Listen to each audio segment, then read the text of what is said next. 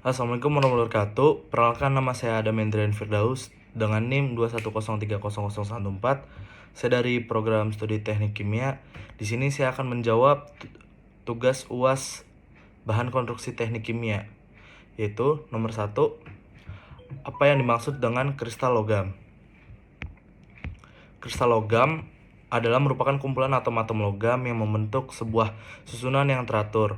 Nah, saat logam mengalami pemukulan dari bentuk cair ke bentuk padat, atom akan mengatur dirinya dalam sebuah baris-baris yang rapi pada suatu susunan yang disebut sebagai space lattice.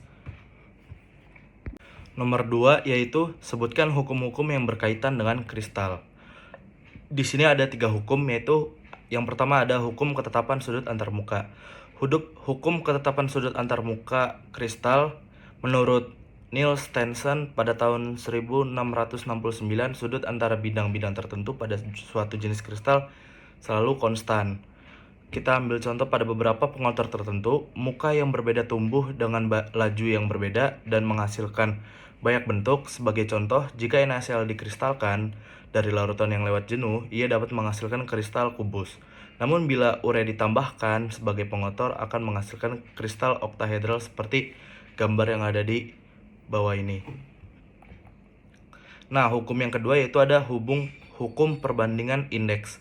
Hukum perbandingan indeks atau hukum perbandingan perpotongan menurut Howe dari tahun 1784, perpotongan bidang kristal terhadap sumbu kristal akan selalu menunjukkan perbandingan parameter yang simpel dan tetap.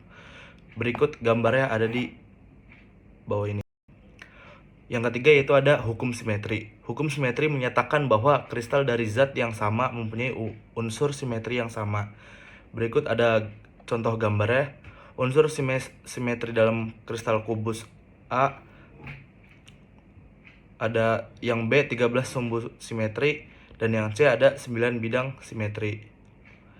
Dan untuk soal yang ketiga yaitu nomor 3 yaitu jelaskan perbedaan struktur kristal simple kubik, body center kubik, dan face central kubik, serta tunjukkan manakah yang dimaksud unit cell dan kisi kristal.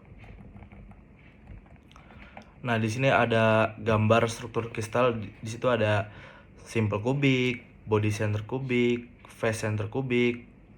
Lalu untuk perbedaannya pada simple kubik yaitu pada bentuk kubus sederhana masing-masing terdapat satu atom pada semua sudut pojok kubus.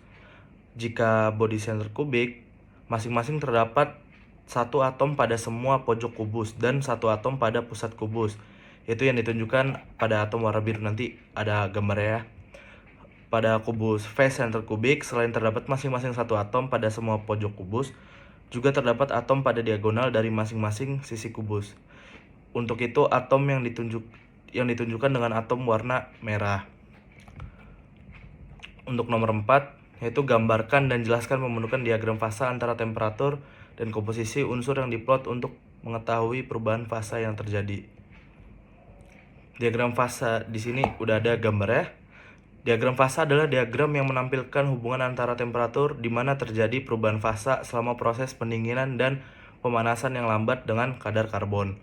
Fungsi diagram fasa adalah memudahkan memilih temperatur pemanasan yang sesuai untuk setiap proses perlakuan panas, baik proses aneai, normalizing, maupun proses pengerasan.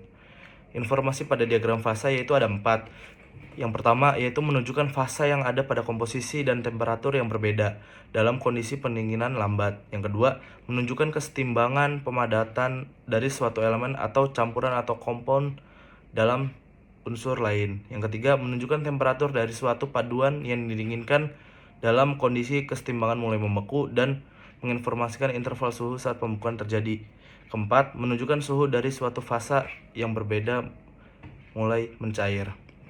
Yang kelima yaitu jenis baja apa saja yang digunakan di dunia migas dan petrokimia dan jelaskan alasannya mengapa jenis tersebut diaplikasikan pada alat-alat tersebut. Baja yang sering digunakan yaitu ada stainless steel. Tentu jelas kita selama belajar alat industri kimia dan bahan konstruksi teknik kimia, stainless steel ini adalah bahan yang cukup terkenal atau famous. Stainless steel ini digunakan pada industri migas dan petrochemical. karena mempunyai sifat yang tahan korosi dan lingkungan yang keras, biasanya diaplikasikan kepada pipa-pipa. Yang kedua yaitu ada baja vanadium. Baja vanadium memiliki sifat tahan korosi yang sangat baik. Selain dipakai untuk pipa serta tabung yang berisi bahan kimia, baja vanadium biasanya dipakai dalam bentuk lapis tipis untuk mengikat titanium pada jenis baja. Kandungan kromium 1%, vanadium saja sudah cukup mencapai ketahanan getaran dan guncangan. Sehingga baja vanadium itu bisa juga diaplikasikan untuk pembuatan otomotif. Lalu yang ketiga itu ada baja mangan. Baja mangan merupakan baja pengerasan kerja yang terdiri atas 11% sampai 14% kandungan mangan. Mengingat karakteristik memiliki word hardening atau pengerasan yang sangat tinggi, memiliki ketahanan aus yang sangat baik. Baja mangan seringkali jenis baja ini digunakan untuk pembuatan rel kereta api. Yang keempat yaitu ada baja tungsten.